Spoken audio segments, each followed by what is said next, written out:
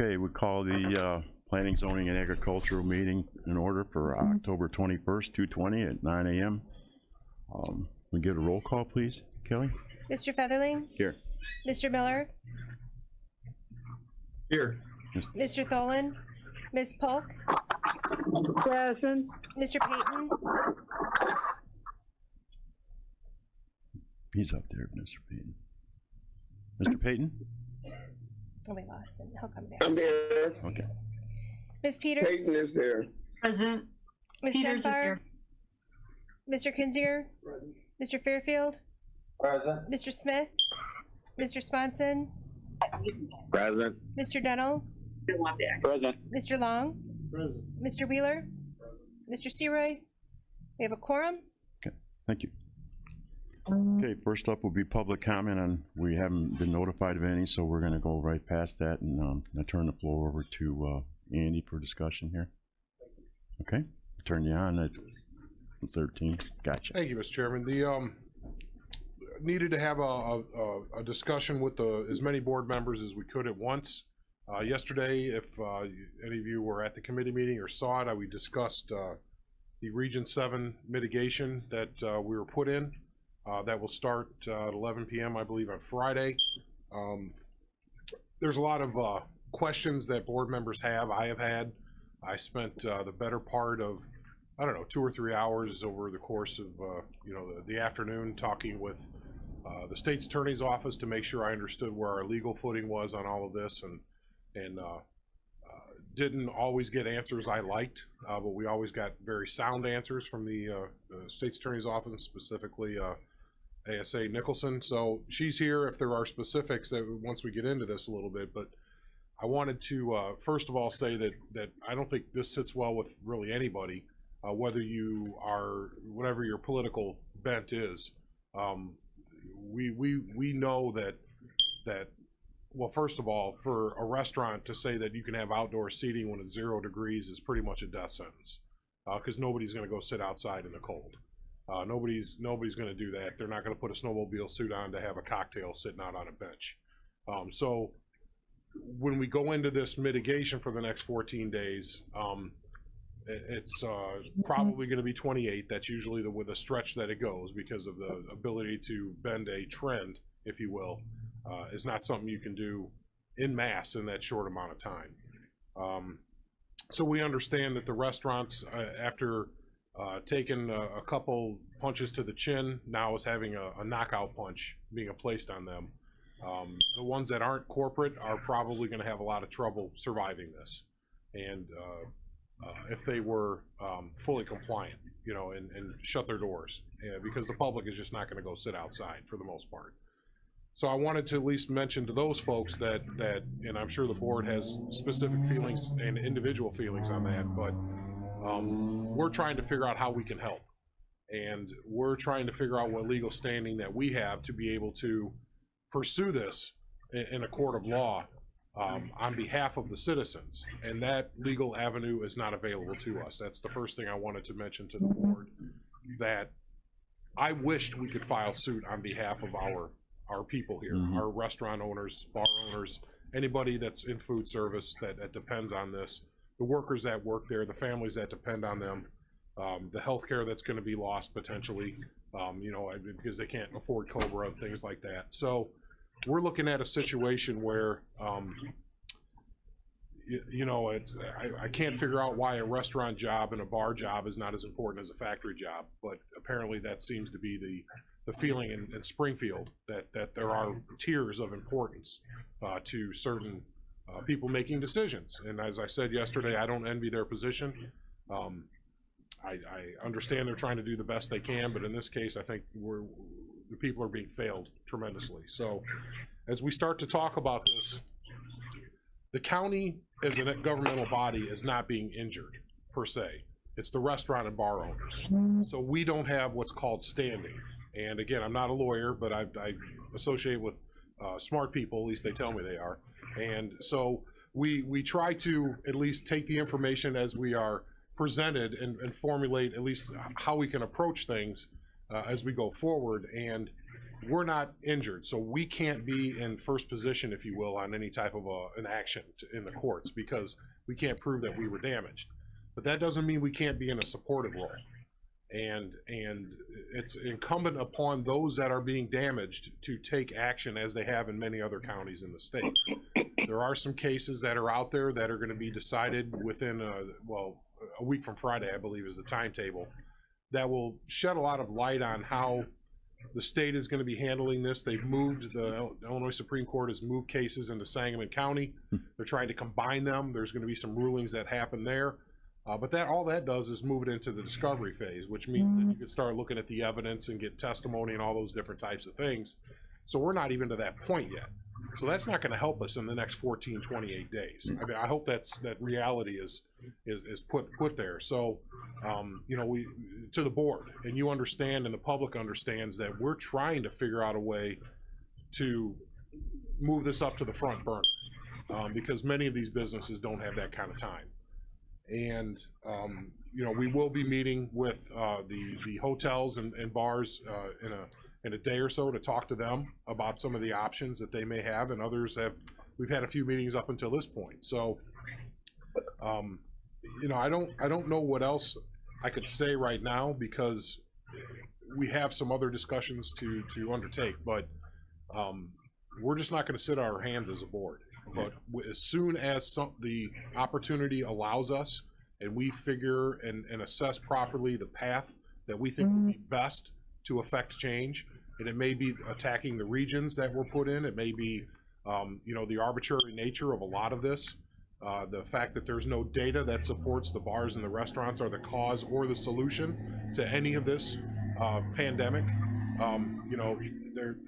These are all different things that we're trying to get out there, at least in the public. The fact that, we had 17 deaths in October in Region 7 and 2 were in Kankakee County. 1 is obviously more than we want to have, but typically in a bad flu season, it's kind of what you're getting. So, I mean, things are not perfect, but I can say that we want to still do things the right way. We still want to protect ourselves, protect the ones that are really the most vulnerable, the ones that are succumb to this. 80% of our deaths in Kankakee County occurred in the first 2.5 months of this pandemic. Since then, I mean, I've got the numbers still here in front of me. 2 in October, 0 in September, 4 in August, 1 in July, 7 in June, and then the rest were before then. So again, 80%, we got 3% of our deaths in the last 2 months out of total deaths in Kankakee County. Again, 1 is too many. What are the comorbidity issues? We all know that there's a lot of people that were on hospice already that got COVID, and that just hastened the decline, if you will. It's an endothelial disease. We all know these things. I mean, it's we got holiday parties coming up, Thanksgiving, Christmas, trick-or-treating, we got schools. You want to tell me that the bars and restaurants are the problem? What about all the parties that are going on that people are having at their houses? Yep. The weddings. Then those are the outbreak ones. That's what the data's telling us. The data's not saying it's the bars and the restaurants. So I just wanted the board to know you can ask me questions, you can ask Nancy questions. I've been in contact with public health. I got the lay of the land very well explained to me. I look at it every day. So this is the board's chance to know where we're at, but it really takes the bars and the restaurants to step up. Then we can join them. Okay. Okay, and you set. So I'm going to go with Mr. Byrne first. Go ahead, Jim. Thank you, Chairman. Thank you, Mr. Chairman Wheeler, for that information. I've met with the local bars and restaurants over the last couple months. In my district, there are quite a few businesses that are being negatively impacted by this.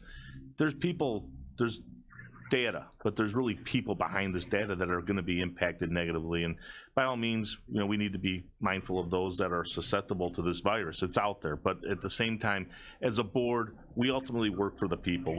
These are the people who we represent. We need to do whatever legally we can.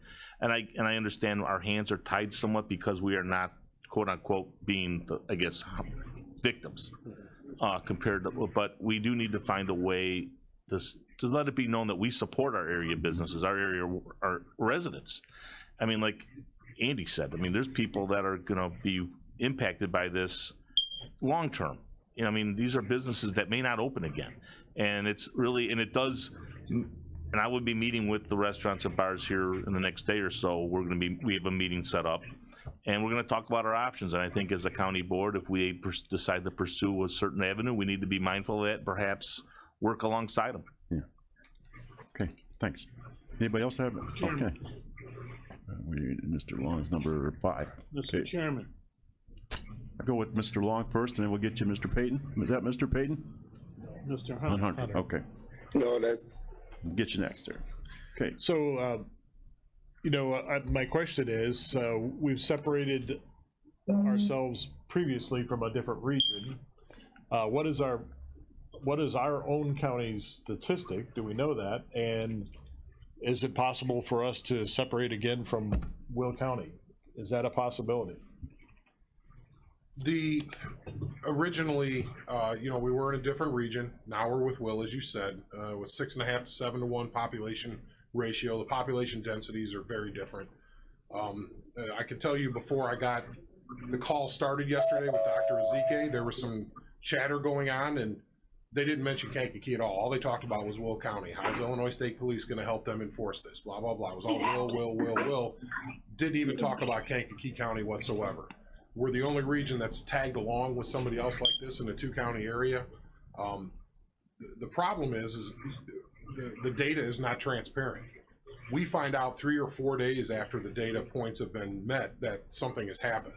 It's not daily updates. It's not, we don't know how they're calculating this. We don't know the tests between, we know what the hospitals are doing because we're talking locally, but we don't know what these third-party testing sites that our factories are using to test their employees. So if somebody, I'm giving you a long answer and I apologize, but it's really, it's all wrapped up into this. But if the employees test positive, they're off and they're still being paid. So the employers, after the 14 days, they repetitively test them until they show a negative. Well, you could have 20 positive tests, but those are from third-party people that we don't even get to count until the time comes. And it's, sure, you got 1 million people, that number's, it's not gonna have that big impact. Well, you got 100,000 people like we do, that's gonna have a major impact on the number. But we can't even do that math. We can't even look at and start to design that and figure out where's the statistical significance in all of this. So I can tell you that even if we were peeled off, our positivity rate could and would probably still go up over 8%. But that number is arbitrary. That's part of our argument. That is not a number because our deaths are a lot lower than they used to be at the very beginning and even really throughout the trend. The things that really matter, we're doing pretty darn good in. Our hospitalizations are up, but the vent usage and the beds availability is still within reason. So we're doing okay. We're not doing great, but the people that are predominantly being tested positive were ones that weren't being tested at the very beginning, because you only got a test if you were at risk and you were older and you were sick. Well, now they're just there's a lot of tests that are going on if you're not sick. Schools, again, we had an outbreak at a university locally. We had, it's serious, but those folks are not ending up in the hospital. Well, now we're starting to see an uptick in hospitals, but let's just say it's a 70%. Yeah, no, it's not ICU yet. Okay. And I've got conversations with the hospitals I still have to have today, but we're starting to see that, if there's a 70% increase in hospitalizations, well, if you had 4, what's 70% on top of 4? You see my point? The number is still so low that, it is just different. And I don't know that they're going to separate us off, but the metrics they're using really doesn't. I guess my main point is it's about public health, and the metrics really aren't about public health. It's about infection, number of positive tests. Well, those that are younger that don't have comorbidity situations are a lot better positioned to handle this. It's just like the regular flu, in most cases. But if you have diabetes and other things, if you're younger, then it's a real problem. Again, I think we figured out how to protect those that are vulnerable. So to your point, even if we were peeled off, we could still go over that number and it wouldn't make much difference. Does that make sense? It does, thank you. Sorry for the long answer to your question. Okay. We need to understand it better. That's Mr. Long, so that's why I got a long answer. Okay. Mr. Hunter, I heard you say something. You got him on, Kelly? Thank you very much, and I appreciate the opportunity to speak. And And to piggyback on what Commissioner Byrne indicated, I concur with his comments regarding adverse impact, and I know that he has interfaced with the bars and related businesses. And we know that adverse impact will transpire Friday at 11 p.m. as Chairman Wheeler has indicated. We can debate and argue and regarding what Springfield is doing, but what can we do as legislators and representatives of in excess of 100,000 people in our county?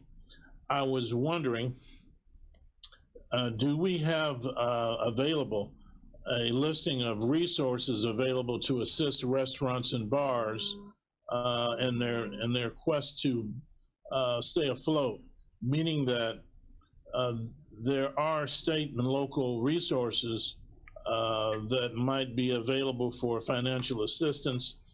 And finally, I was wondering, Chairman Wheeler, I would assume there's some kind of banking organization that could possibly provide no interest loans or grants to assist those businesses which are going to be affected adversely, meaning that I'm not sure if that's inconsistent with the CRA, the Community Reinvestment Act, but that might be a means by which some of these, small places who are not chains, as you indicated, the Applebee's and places like that won't be as affected as, some other places like Paul's, where I frequent quite a bit.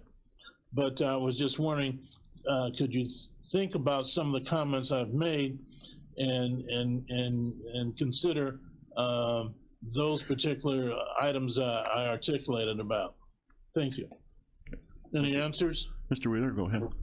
Yeah, when this all started, there were so many different, to your point, there's so many different things that were shooting off in different directions that I got the hospitals and the health department and about 40 businesses and different business people together and created this Healthy Business Alliance that their goal was to document all of these things and get them into the hands of the people that could help, just what you're saying, do something with this. And we put all the information on the health department's website under the COVID resources tab.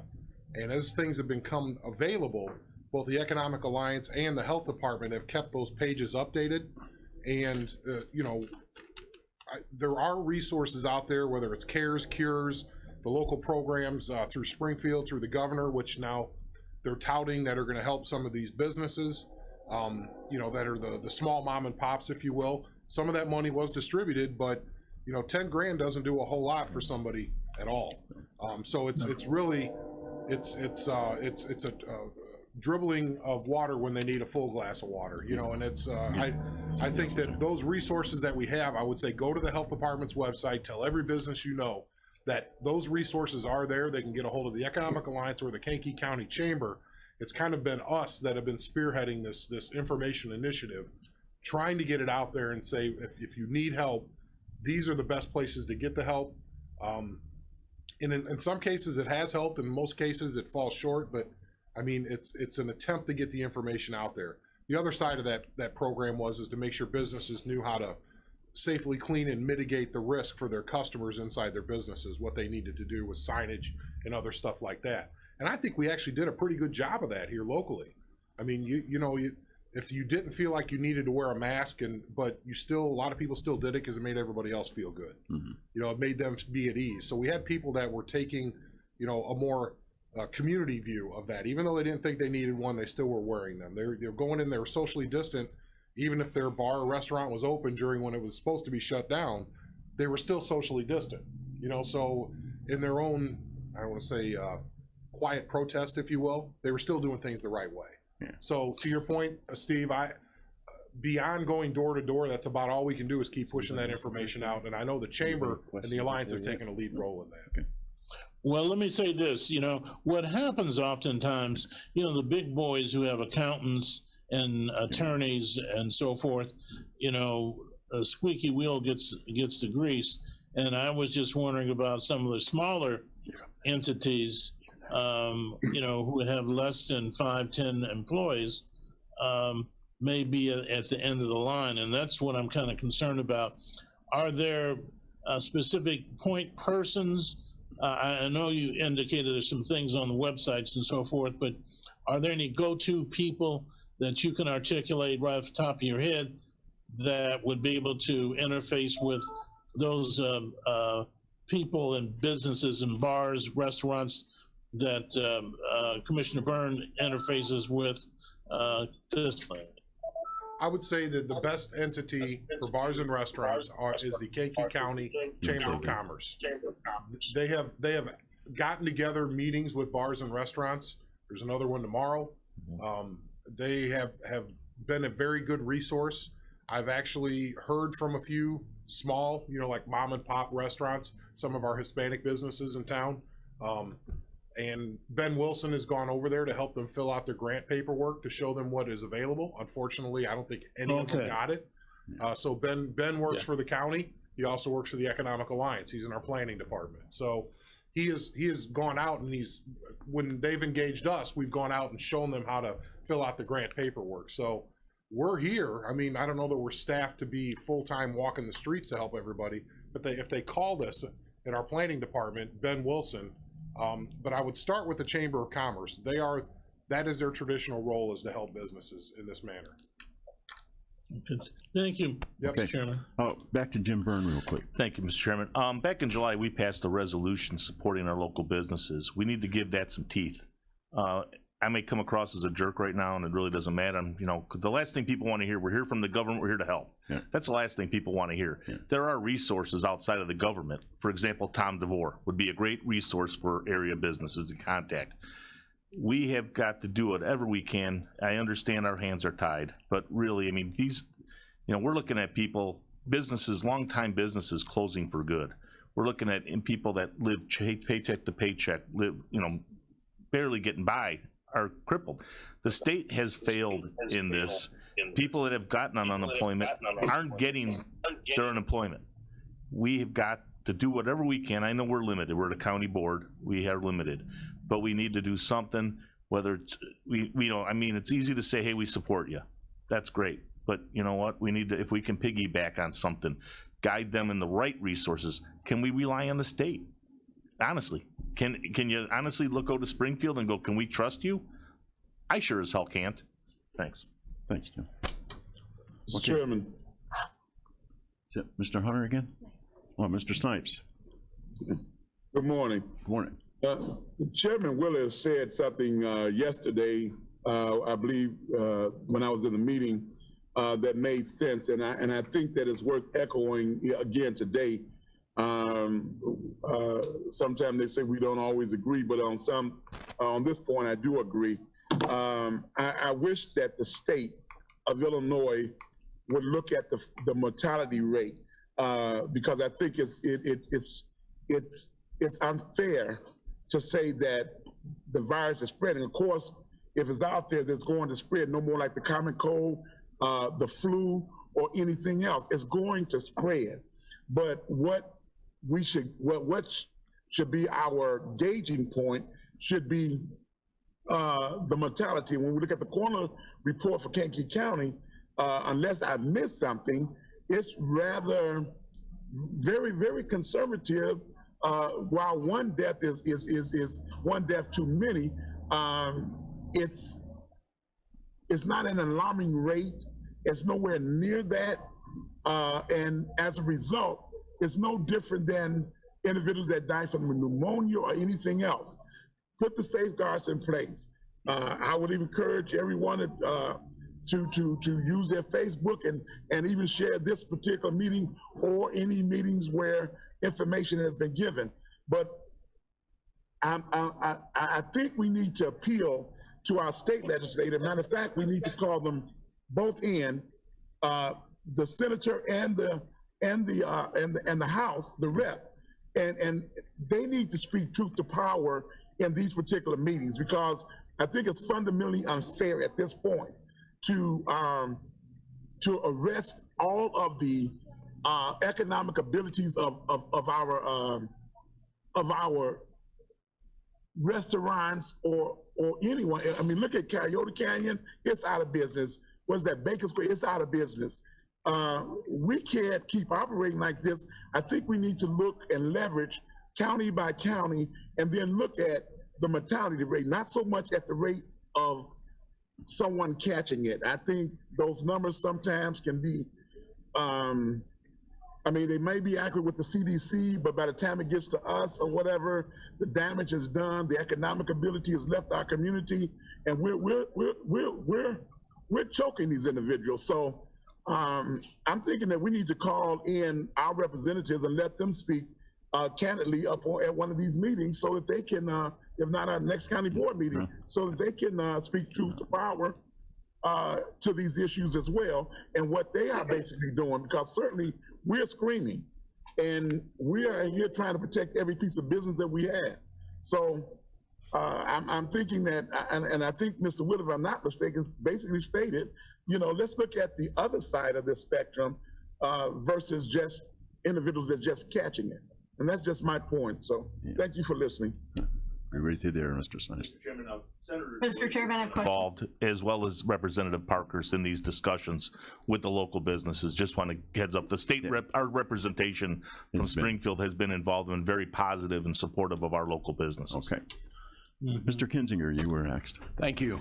Mr. Snipes and I don't always agree, but I think he waxed eloquent in this issue, and I'm 100% behind his statements. That's all I wanted to say. We're on that too. Okay, Janice Peterson. Thank you, Mr. Chairman. Okay, I have a couple questions here. What teeth does this mitigation have to enforce this shutdown? What happens if the business doesn't close? What are some of the penalties for not closing? Who has the authority to enforce this shutdown? Is it local, county, state? Have any businesses in our area been fined? If so, who gets the money for the fine? Could the business owner be arrested? Could they end up in court? These are all questions for the attorney. I'm glad she's here. I have the answers. Go ahead. I guess, can we do them one at a time? Sure. Sure. We do one at a time, Janice? Okay. What teeth does this mitigation have to enforce this shutdown? The mitigation is enforced. They're looking to have, the state has put the local health department as the police force, if you will, to go out and enforce the governor's executive orders, because there is no law per se. There's no law per se on this. The legislature has never taken this up, which is one of the real problems here. The second thing, so yeah, they're the police force, if you will. The state's attorney has already said that he is not going to be prosecuting any of these. Now, I do have to mention that the local health department they follow up just as they would on any other like foodborne complaint, or uncleanliness or whatever else. That's the category of our county code that they're relying upon. And they have a different protocol than they did the first time this happened as far as how they're going to handle this. But the Illinois State Police can get involved as well, but the Illinois State Police is only, their limitation stops at, are the people working there, do they have a mask on? That is their limitation, because that's the only part of the executive order that they are able to enforce. The rest of it falls to the local jurisdiction. Like if the place doesn't close, the Illinois State Police is not going to do that. The Liquor Commission in the state of Illinois can send out the state police, and that's a different conversation because they're licensed from the state of Illinois. So I wish I could give you a straight answer on that one, but there's a lot of facets to that one. So what was the next one? What happens if they don't close? And you touched on that a little bit. Yeah, the health department, when they get a complaint, they will go out in 7 days for the first complaint. After they go out the 7 days, then they'll come back in 7 days. There's 14 days. If the problem is still not rectified, they'll come back in another 7 days. There's 21 days. If that's still not rectified, then the recommendation would go to the Board of Health to either write a ticket or extend or do warnings. So in effect, the Board of Health has provided guidance to our local health department because none of the executive orders address anything to do with timelines. So we have effectively supported, the health department board has supported our local businesses by providing them at least direction to the administrator of the health department on how they're going to approach this. So that was hopefully a good explanation of what this is. The shutting down, there still is nothing there that says as far as shutting downs. It's a ticket. It's a Class C misdemeanor that would be written to the business if there is a ticket written. But again, our state's attorney is not going to prosecute anything. So this is a fool's errand, if you will, to go down this road. I guess the Attorney General could do something at some point, but they are not necessarily, I'm sure, concerned with what's going on in Kankakee. I can't say that for sure. So what was the next one? Ms. Peters, next one. And you talked a little bit about answering this one. Who has the authority to enforce this? Is it local? So you're talking the health department, the county, could be the state's attorney, but he's not prosecuting, and the state possibly could step in with a liquor license violation, is kind of what I understood that you just said. Yeah, and also local liquor commissioners can do that as well, where it involves a bar or bar restaurant. Okay. Of course, mayors can do things in their own communities that are different than other things as well. But like, let's just say if you're in community X and their police go out and write a ticket for whatever reason associated with this, it still won't be prosecuted by the state's attorney. They may be able to do it like they did in the city of Kankakee with their mask ordinance, that it would go to their adjudication, and I think the max fine was $250 that they could do. I may be wrong in that amount, but I think that's correct. So. Okay. Does that take care of Ms. We're getting Peters? through the list here. Thank you very much. Oh, that's a lot. Have any businesses been fined? No, nothing local. I've heard yesterday that there were 4 statewide. That was the number I heard, that there were only 4 that have been fined statewide. I think one of them might have been at the very beginning. It's where they sent the state police to raid a golf course down in Southern Illinois. Again, really? Is that what we're doing? Yeah. But that was at the very beginning. So from what I understand, 4 tickets have been written. I just don't know where. And I don't know if any of them have been prosecuted, to be honest. Okay. Okay, thank you. That's good information. Okay. And then could the owner be arrested? No. And could they end up in court? Nope, only tickets, Class C misdemeanor. Yeah. Okay. Okay. That's good information. Thank you very much. I'm gonna hit everybody first time here. Can I go now? Okay. Motion to adjourn. Yeah. So, Mr. Chairman, you had mentioned it could go 28 or 14. So can you give us some kind of odds on, when I tell people I'm pretty sure it's gonna be 14, but it could be 28?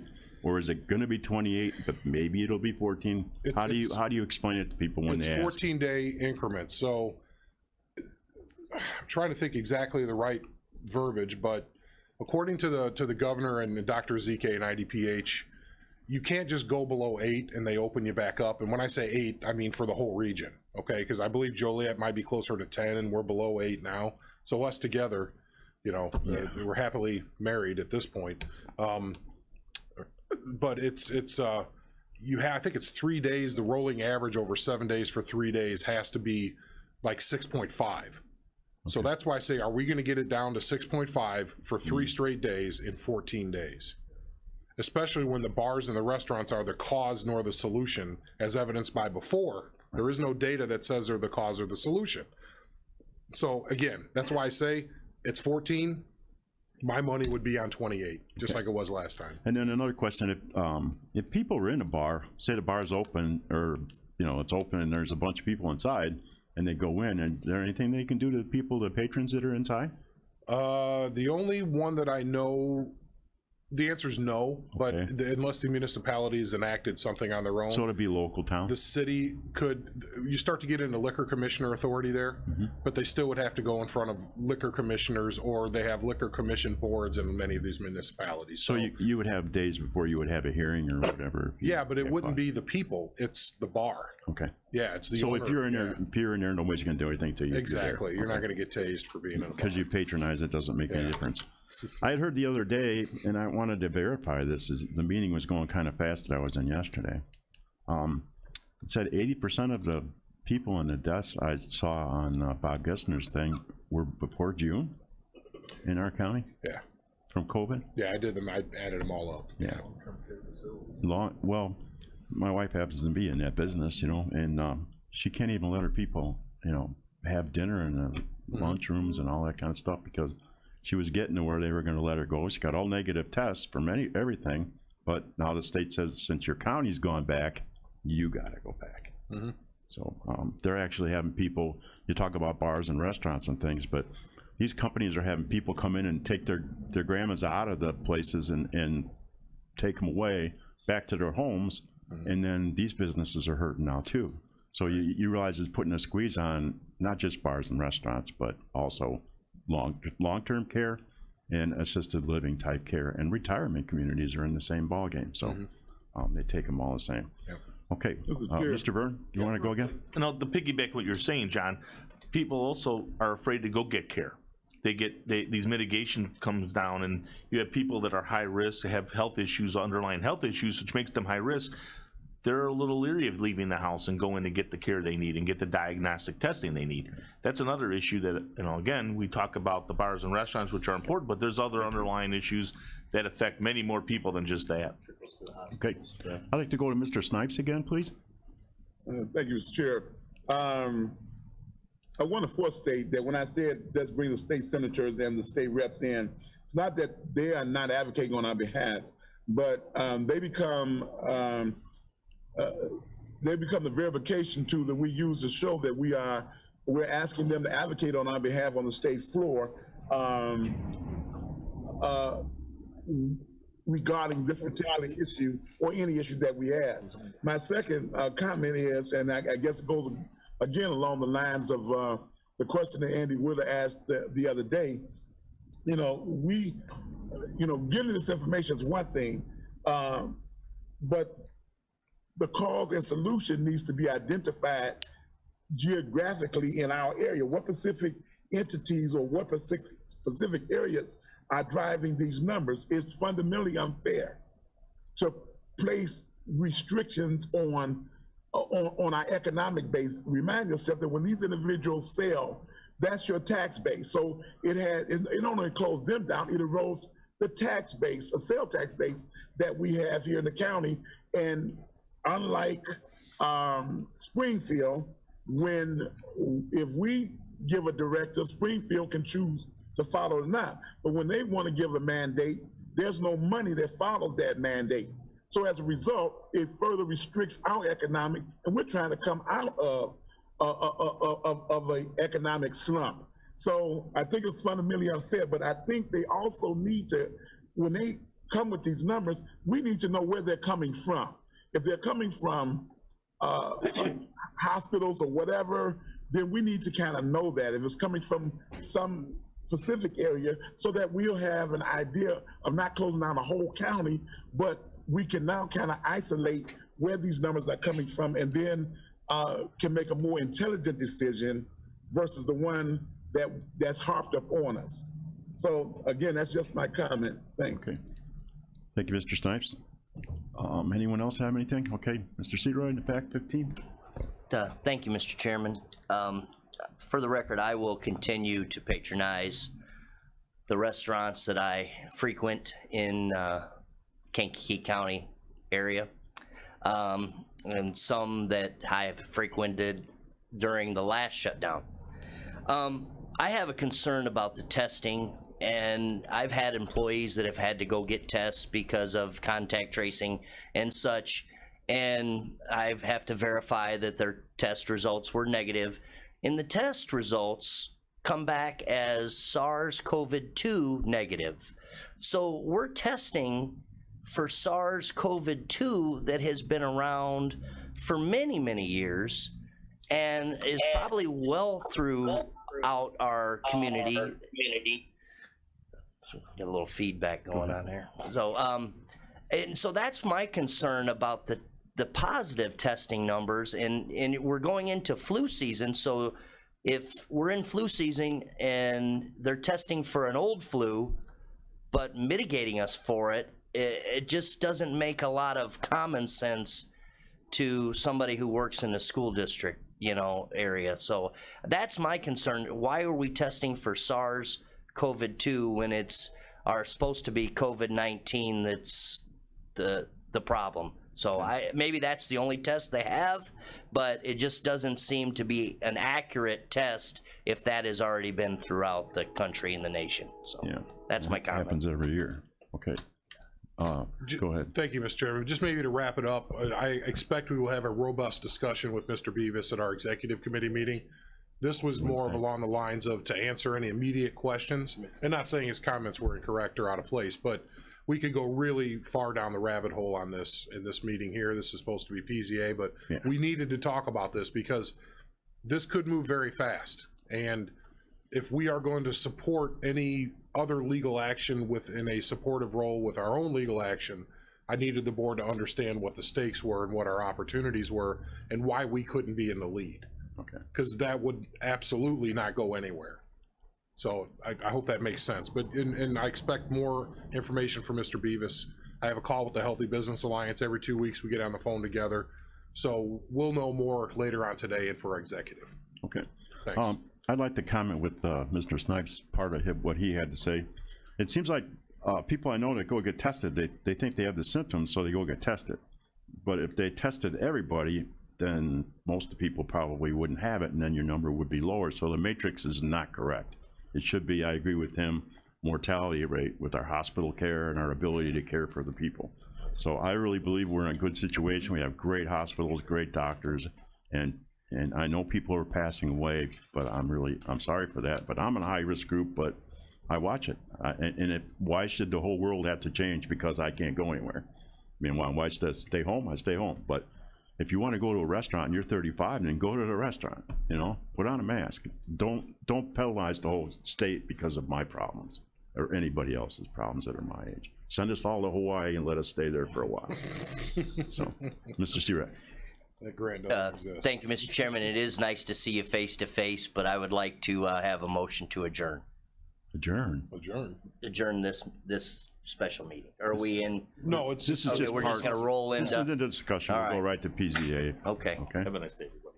Okay. See you, Jim. Thanks for coming. So Jim could leave. Okay, give us a second here to get rid of who's going out and who's staying in. Jim, just give me one. Anita, you're not going to stay?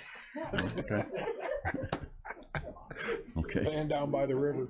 Okay, everybody on Zoom here going to stick around? Okay. Okay, next up on the agenda is the approval of minutes for August 19th. I got a motion by Mr. Long and a second by, let's see, Mr. Kinzinger. Mr. Ron, we use for second. We got to get a roll call on that, please. See you, Jim. Mr. Featherling? Yes. Mr. Miller? Aye. Ms. Polk? Ms. Pope? Okay, come back to her. She's on mute. Mr. Payton?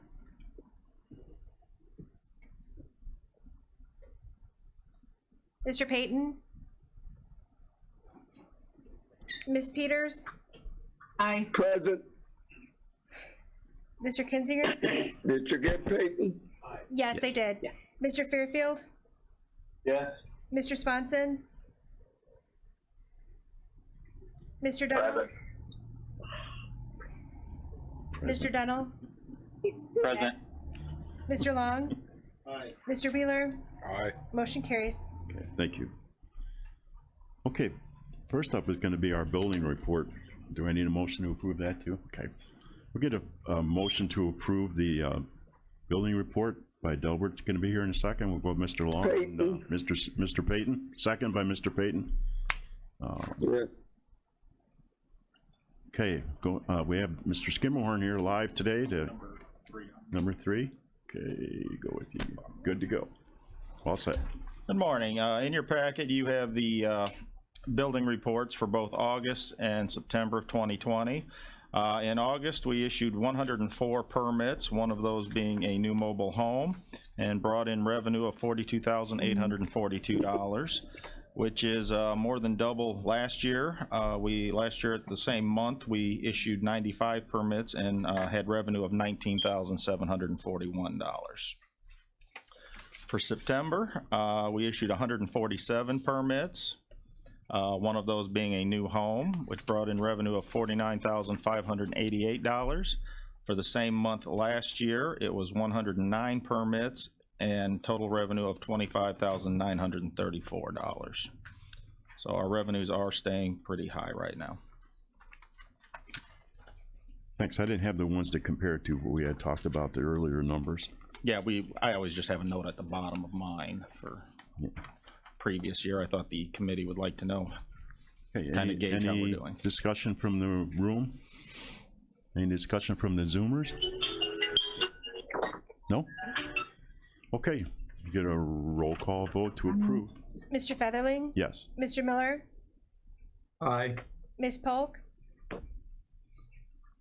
Mr. Payton? Aye. Ms. Peters? Aye. Mr. Kinzinger? Yes. Mr. Fairfield? Aye. Mr. Swanson? Aye. Mr. Dunnell? Aye. Mr. Long? Aye. Mr. Wheeler? Motion carries. Okay, thank you. Okay, next up we have a zoning case. We have a ZBA case 20-04, is a request for a special use permit number 35, Agritourism, in the A1 Agricultural District on a parcel generally situated in section 1 of Yellowhead Township. The petitioners are Christopher Jones and Rachel Jones, property owners and applicants. Can we get a person as motion? Dunnell. Dunnell for motion? Yes. Okay, got a first Peters, from Dunnell. second. Peters for second. Okay, any discussion on this case, that particular case? No? Would you like me to present it? Yeah, can you fill us in on this? Because this is our first one, isn't it? It is. Yeah, that's what I thought. This is a request for a special use permit to allow Mr. and Mrs. Jones to continue operating their agritourism business on the property. It's a 5-acre tract located at 16146 East 12,000 North Road in Grant Park, Illinois. Kelly, if you want, can you bring up there's a map up there. Yeah. Page down to the next one. Oops. Maybe. There it is. There it is. Okay, that's the outlined in red is the property that the Joneses own. It's a special use permit, as I said, for an agritourism use. First one that we've had since the ordinance went into effect back in March 2019. Currently and in the future, the Joneses would like to continue operating their farm-to-table dinner venue there. They host events and dinner events and other gatherings that utilize ingredients in the food that are either grown on the property or close by. They also have educational and participatory facilities and events, including tours, hands-on instruction, demonstrations, and shows. They host banquets, weddings, and other similar parties. They have some livestock on site, and they have animal interactions that promote agricultural operations. And they do have retail sales that relate to agricultural products, including farm stand produce sales and sale of farm-related gift items. This went to public hearing. Public hearing was held Weeks ago.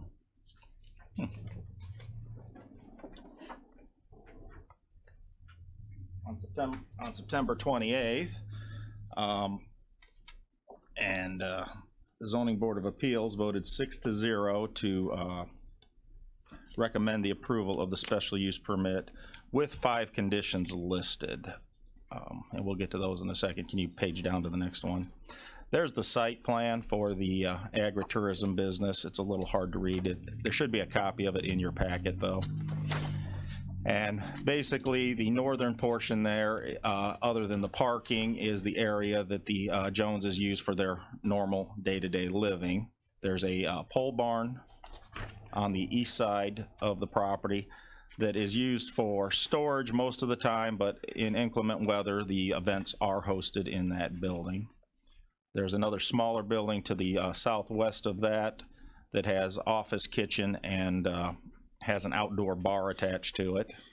And the other boxes around, kind of going around the pond are various areas where either livestock or farm gardens, I don't know if you call them gardens, but farm plots where the produce is grown. Parking is up in the front. There's Lot A and Lot B. The Zoning Board of Appeals examined all of this and found that it did meet the requirements of the county's agritourism ordinance. If you can go to the next slide. The conditions that they placed on the approval, the recommendation for approval, was that the asphalt driveway, if you remember the site plan, there's an asphalt driveway that goes past the house and leads up to the barn, that remain open and clear during any event so that emergency service vehicles have direct access to the barn. And that needs to stay clear. They also need us to provide an access path to the rear of the property, at least 12 feet wide, and both of these paths need to stay clear from 1 hour before and 1 hour after any event. All the vehicles associated with any event must be accommodated on the subject property. Early on, when they were first starting this, we were getting some complaints about parking on the road. Have not had any complaints since then because of it. But the Zoning Board of Appeals felt that they should put a condition on there that they must park on their own property. The maximum capacity, they set that to 125 persons per event, which the Joneses are okay with. Typical events are around 100 people anyway. And all activities that involve the production or creation of any noise need to cease at 10 p.m. and that mirrors the county's noise ordinance anyway. So that's just a reiteration of that. So those are the 5 conditions that they placed on it. During the public hearing, there were several neighbors and the public that spoke.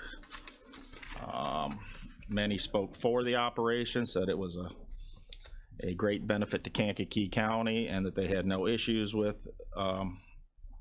the operation at all.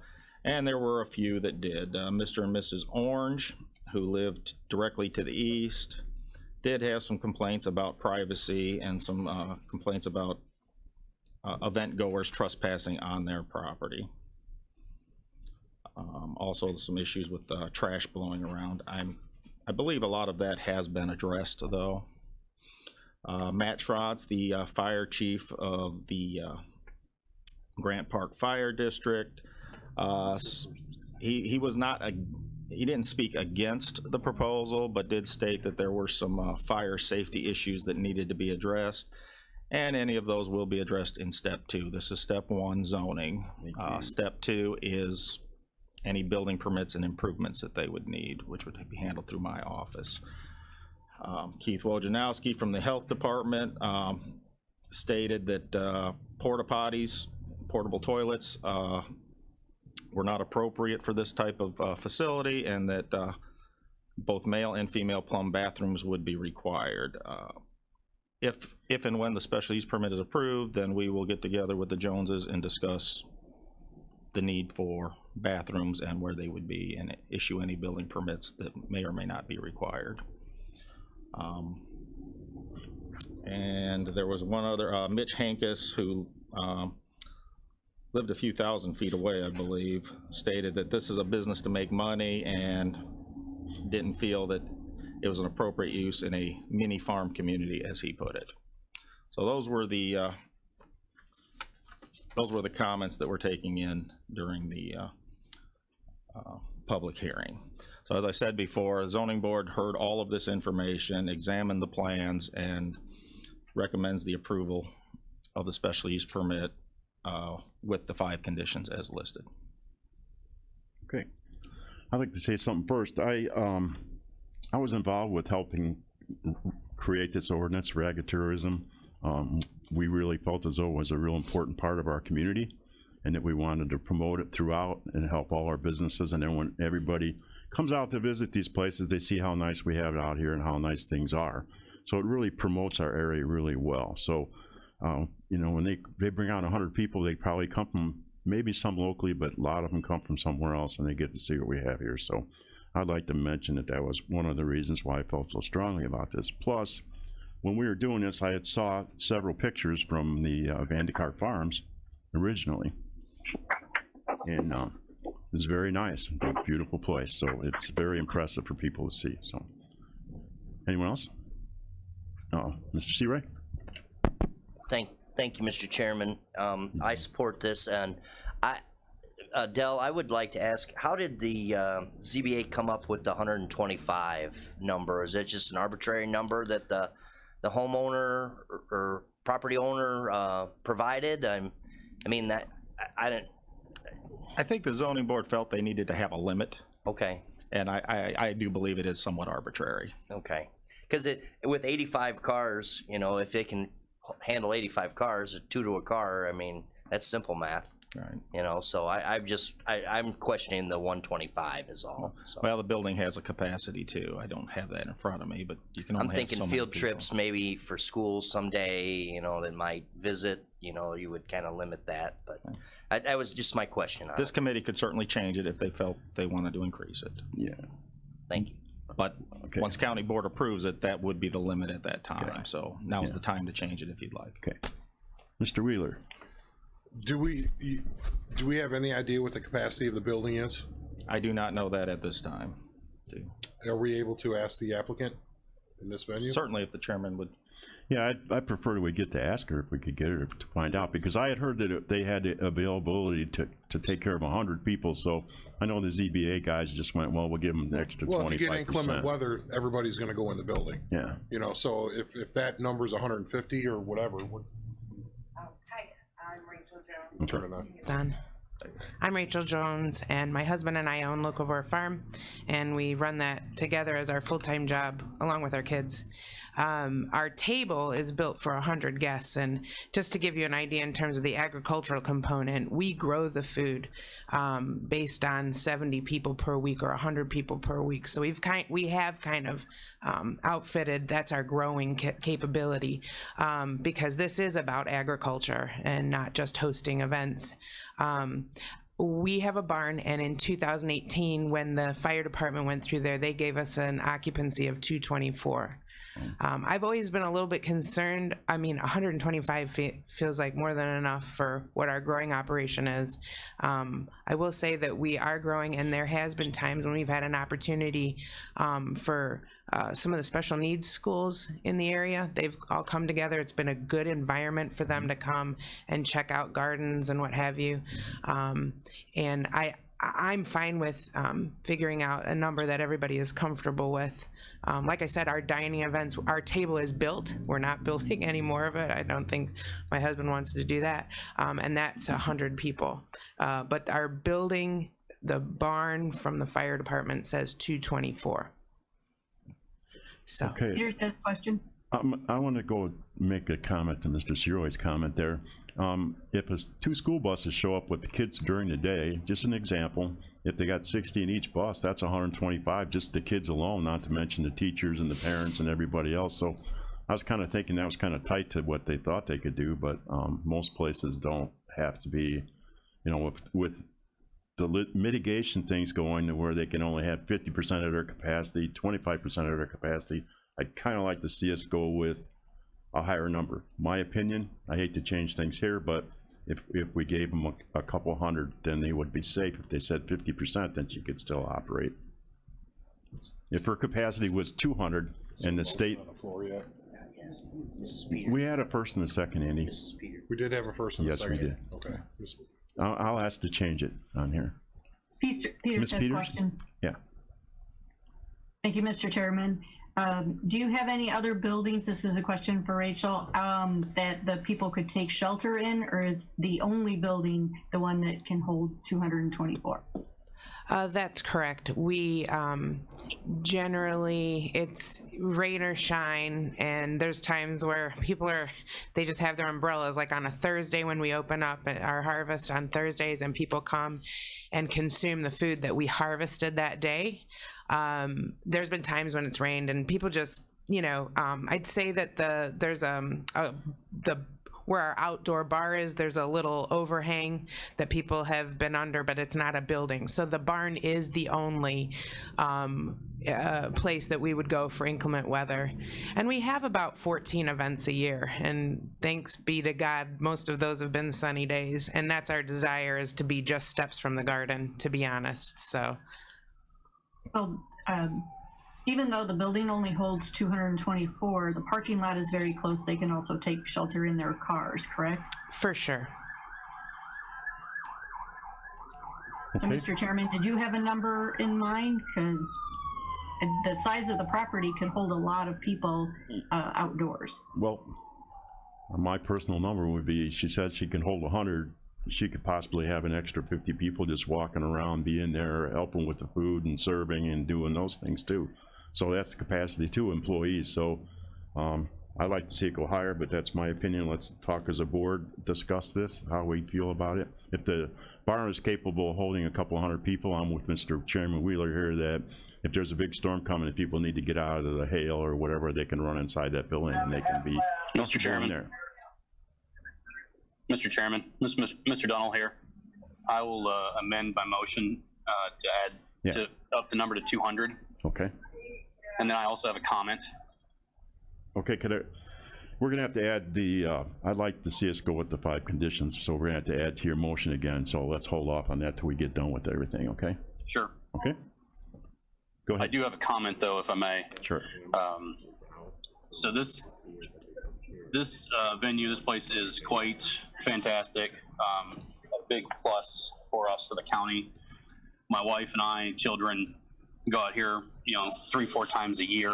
I really enjoy it. Love spending that time outside. You mentioned earlier, a lot of people come from out of the area and get to see what we have. I think it's something like 70% of the people that show up are coming from out of the area, which is great that they get to see that. So would love to see this continue to move forward, and continue to grow and highlight who we are here. Thank you. Mr. Donnelly, you feel as though the 200 number is where you said you wanted to be? I think 200 is fine. Yeah. Okay. Peter's here. Thank you, Janice. Mr. Chairman, Ms. I have a suggestion on that if you would like. Go back to Delbert for a second, Ms. Peters, okay? The condition could be written to state that the capacity, or that the attendance be equal to the capacity of the barn in case the capacity of the barn were to change. So if they made the barn bigger, they could have more people without having to come back. If the barn got bigger, or if for some reason the law changed and the occupancy of the barn became less, then it would equal with that occupancy of the barn. Okay, if we go over 200 and you go, this is discussion time, you go over 200 cars, 200 people, you're gonna have, now you got 100 cars and they have parking for 85. So now we squeeze that situation in there too. So most people come with their kids, now you got 4 in a car. So do you really have, 100 cars with 200 people? 85 spaces could easily accommodate 200 people. Okay. That's what I was hoping, but you never know. Okay. Yes. Mr. Chairman. Okay. Mr. Chairman. I thought I was next. Oh, I was going to go with Janice next. Okay, Ms. Peters. Thank you. Thank you, Mr. Chairman. I believe that since there is so much outdoor area, I'd like to see it closer to 300 people. Okay. Anyone else like to comment on that part of the comment there? Well, Mr. Chairman, Sure. Go ahead, Mr. Hess. I'm not on the committee, but this happens to be in my area. I have no problems with all this going on, but if they have to put indoor washrooms, that's going to take away capacity of the building. Yeah. You might want to keep that in consideration, and if they have to be handicap accessible and everything, it could take up some of your space. Right. And that's why I suggest if there is a limit that it be tied to the capacity of the barn. Okay. The other thing is this has to go through a building permit process, and they'll have to have the proper amount of bathrooms and everything for the people that they have capacity for. So that's something that's addressed in other areas here. Our part of this game is to take care of this special use permit and keep this rolling here. So, right. And I think we do have to consider the barn's capacity and not necessarily go to 300, because in inclement weather, if you have 300 people out there, what do you do with them? Yeah, okay. Okay, Mr. Wheeler. Procedural question. Is the motion in these types of situations is to accept the recommendations of ZBA with the amendment of the capacity of the barn? Is that the way that we're supposed to approve these because they have findings in here?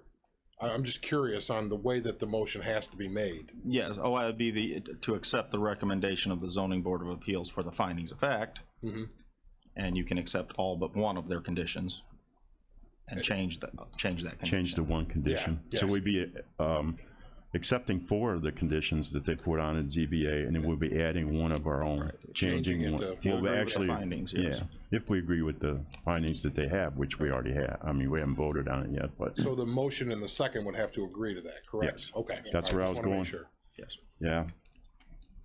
Yeah. Okay, Mr. Miller would like to Fairfield? make a comment too. Okay, Mr. Fairfield was next, I believe. Right? Yes, Mr. Chairman, I think we need another requirement for when the public restroom should be completed. I think leaving it as an open end, they could, not that they're not going to do it, but we need some kind of a restriction on when they have to have that completed. Okay, but Del can answer that, but I believe that's building department things. I didn't catch all of that, but He you was want a concerned with- restriction on when bathrooms would be put in? Yeah, then he Well, wants to at know. this point, we do not even know if bathrooms are required. Yeah, that's up to If they are standards. required, they would have to be installed before they could operate. Otherwise, they would be in violation of the code, and my ticket guys would be out there. Okay. So that's kind of the restriction. And then as far as Mr. Hess goes, it's also possible that they could put bathrooms in a separate building to the outside, so. That is possible. If the bathrooms could be a separate building altogether, like just if- like at the state park or Or something you go to like the speed that. race cars and things like that, they have the bathrooms in a different location, a little But I away think- from the building. I think tying any attendance to the capacity of the barn is a good idea. Yeah. Okay, Mr. Miller. Chad, Mr. Miller, go ahead. Thank you, Mr. Chairman. I also like to commend Rachel and Chris Jones and Locavore Farms for their unique operation promoting agriculture and their agriculture business. It's a great gem for our community, for our rural area, and for Kankakee County. And it's great to know that so many people from out of the area come and see and learn about agriculture, their operation. Obviously, safety and sanitation is a priority with, the oversight from the county. I am a little bit concerned about the price tag of some of these conditions. If there's a new, concrete floor for a 4,000 square foot barn, that's going to be costly. A paved parking lot is obviously costly. Permanent male and female restrooms, the plumbing, the septic, the construction, the engineering, the architecture for all of that is going to have a price tag. I'm a little bit concerned that this might be not exactly a precedent, but showcasing to others that are considering this unique type of agricultural business that they may crunch the numbers and figure that, boy, the profit margins are so thin, so narrow, especially with this unpredictable pandemic situation going on. Is Locavore Farms going to be able to invest in all of these upgrades to their agricultural facility and still make a profit? I'm a little concerned with the potentially burdensome investment that we're requiring. I also, before I end my comments, I also want to say that I would agree with Mr. Skimmerhorn that we tie the capacity to the capacity of the barn. Thank you, Mr. Chairman. Okay, thank you. Did I address a few of those comments? Sir? Rachel wanted to say something back there. It was okay? just, yes, Okay. I was just gonna comment on, I understand how there's a benefit of tying the limit to the barn. The only thing would be, there are times, and we definitely have plenty of space to have a tent. Let's say, I'm just trying to think of all the different things that we may do in the future if we are able to. If by chance we ever got a barn larger, a tent larger than our barn out there, which we do have the land capability for, let's say it was I don't know, I'm just thinking in the future, would that then, I was definitely see tying it to parking capabilities, but I'm just saying if by chance, if there was some reason why we used a tent, you know, out there and the tent was larger than our barn, which would probably cost as much as our barn if I ever got a tent that large, that may limit the amount of people. Like, let's say we did have a tent that we rented, a tent that would fit 200 people, or let's say, if this is a permanent writing, you know, if you guys are putting this in permanently at this point in time, I was just bringing that up right now. The limits we put on the special use would definitely stay with the Right. special use Conditions permit. would be there until changed by this board, so. Yeah, you'd have to if you come want- back and do it all over again to increase it. Well, So not So I all guess of I it, would but just yes. consider that consideration. not all of it? Not Just a variance. That's just the They would- variance to the special use. They would request a change to the condition. Yeah. It would not have to go through the whole Okay. process. Okay. Question from Peters. Okay, I had one more, Could I address Mr. Miller's yeah. comment We'll for a get second? Chad's out of the way. Our agritourism ordinance specifically does not require paved parking, so there would be no cost for any kind of paved parking. It allows for on-grass parking, so that would not be a cost they'd incur.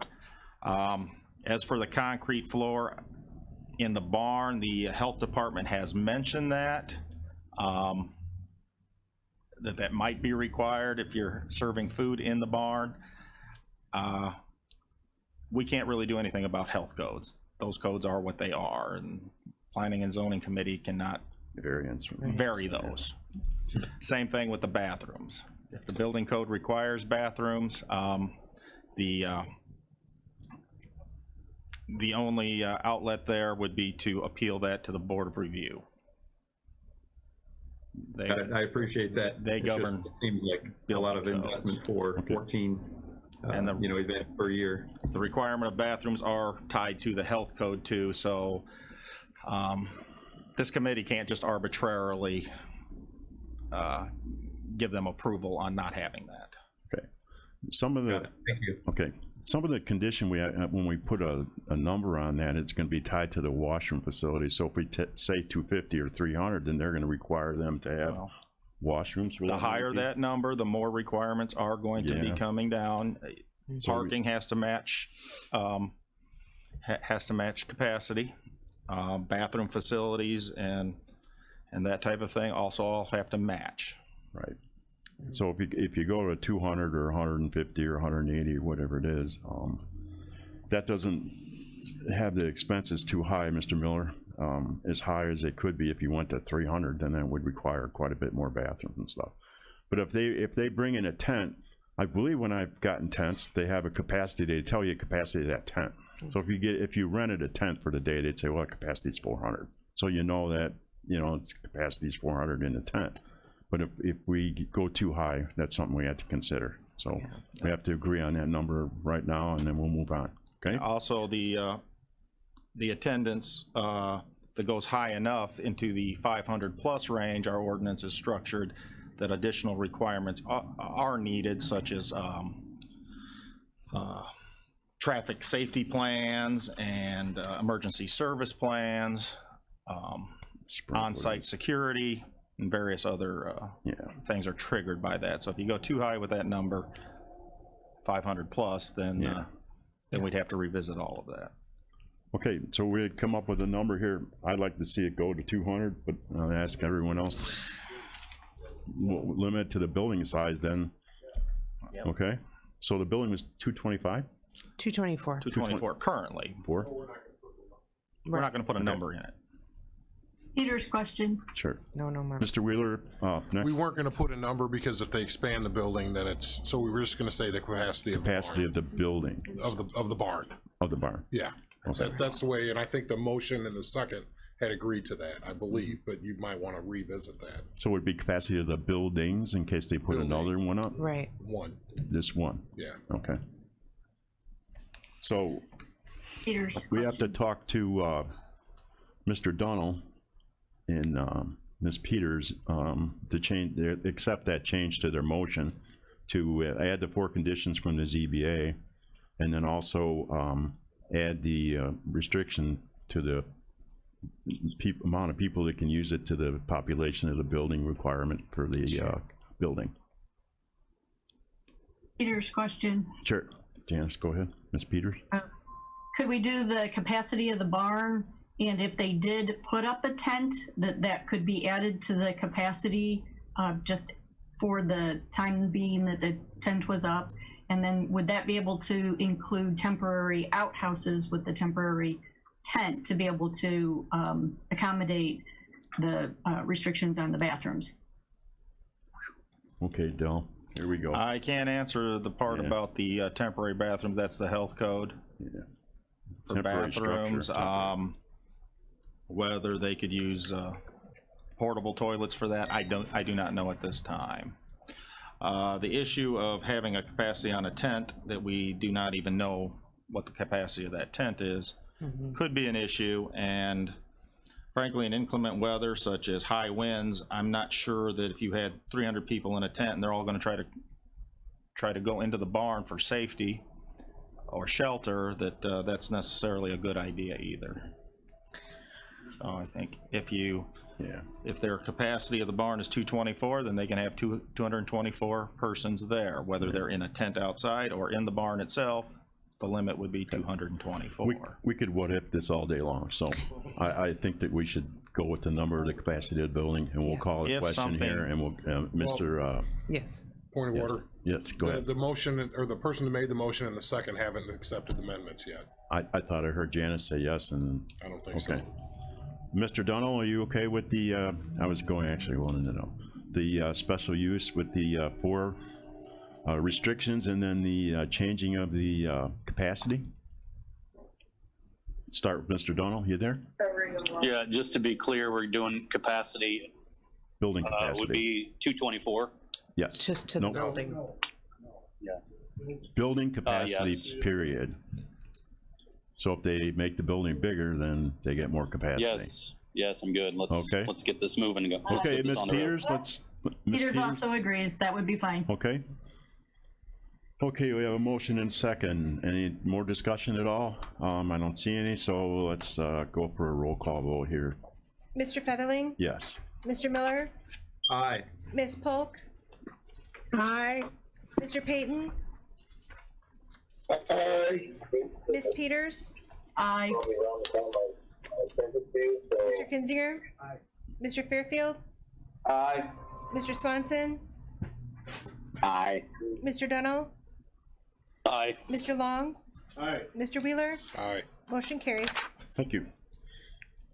Okay, next up for planning, we have a hazardous waste event report from Mr. Skimmerhorn. I'm gonna turn you on. You're on here. Sure. Back in on September 26, volunteers from my staff helped to manage a household hazardous waste event out at Kankakee Community College in conjunction with the Illinois EPA to collect various household hazardous materials such as oils and old gasoline, paints, and such. So I want to let you know that during the 6 hours we were there, we had 158 cars. I do not have any gallons or tonnage yet back from the IEPA, but both the IEPA and our office does consider this to be a successful event with the number of people that we had there. So just I want to give a little shout out about that. Okay. Can I combine the next 3? For a motion? No, the second one needs to be separate. Separate, okay, the higher, It okay. involves money. Yeah, that's money, okay. Okay, Del, you go to the next one then? I will turn that over to Mr. Wheeler. Okay, Andy? Thank you, Mr. Chairman. Part of our agreement that we have on file with the county, and we have to reauthorize every 2 years, is with the Economic Alliance. They are technically, the employees of the Economic Alliance are county employees. Their salary, all their pay is paid for by the Alliance via the EDA, and the revenue that's derived out of the area jobs, Ken Hayes, that building over there, the old Roper building. That's rented out, and the proceeds after building maintenance and everything are used for economic development. In this case, they have an employee who is moving on. Lisa Wogan is going to be leaving the Alliance, and they have selected through an interview process. They have selected the person that they would want to have replace them, and I'm on the executive board that would replace Lisa, excuse me. Part of the intergovernmental agreement, if you will, is for us to approve that person that goes into those positions. Know that we don't pay any of their salary, they just get benefits from the county. So our role here is to basically stamp the approval, but the interview process and the selection process lies with the Economic Alliance. So it is a true public-private partnership in that manner, but since they get benefits from the county and not salary, we have to approve it here on this level as part of that agreement. So this individual is Angela Mori. She is currently the head of the Chamber of Commerce, and she's moving into the role of Director of Marketing and Business Attraction at the Alliance.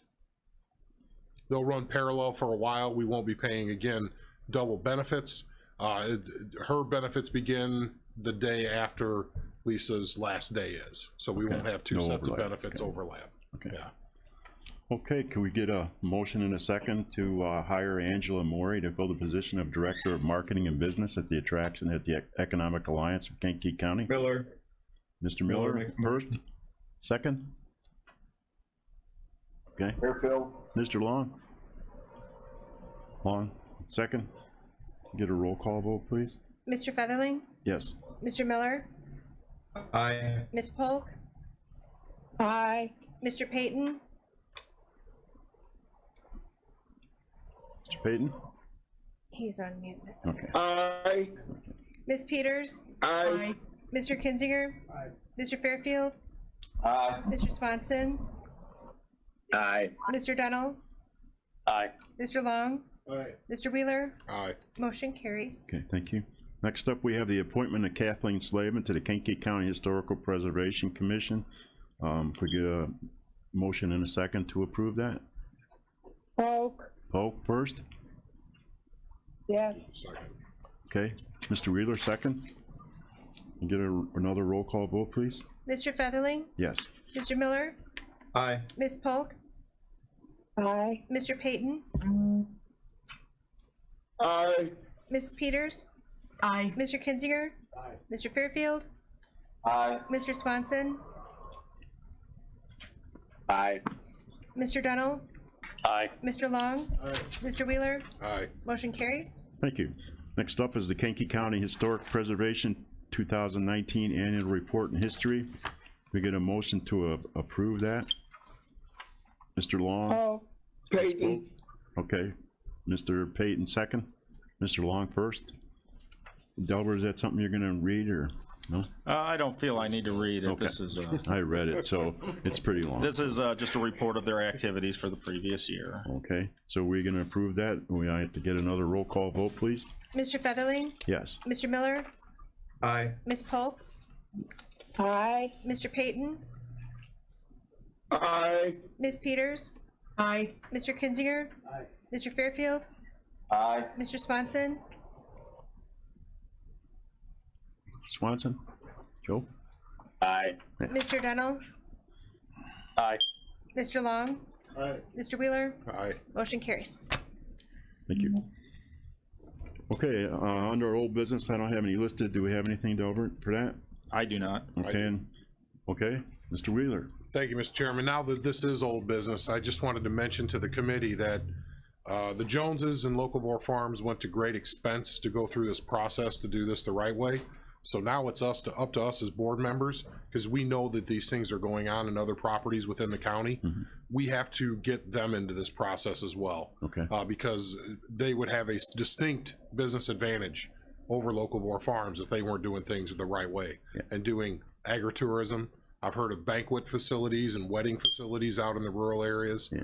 So I would just say, board members, we need to let Dell know if we hear or see of those types of things, because it just would not be fair to the Joneses, who have spent a lot and will spend more to get this business up and going. As far as I know, though, aren't the Joneses the largest one we have? I'm just. I don't know. You don't know? I mean, Okay. I don't know that. I hear of these things going on in the rural areas. I hear Me too. rumors. But Yeah. if you know of something, yes, by all means, let me know, and we will get our guys. We want to help them become compliant. Yes. Yes. And we want to help them be able to market very properly and have to compete in an open market. Okay. Under new business, we have 12 openings on the Kankakee County Regional Planning Commission. Okay, and then anything else? Otherwise, I'll entertain a motion to adjourn. Be Ms. Polk and Mr. Payton. All in favor, say aye. Yes. Aye. Aye. Thank you.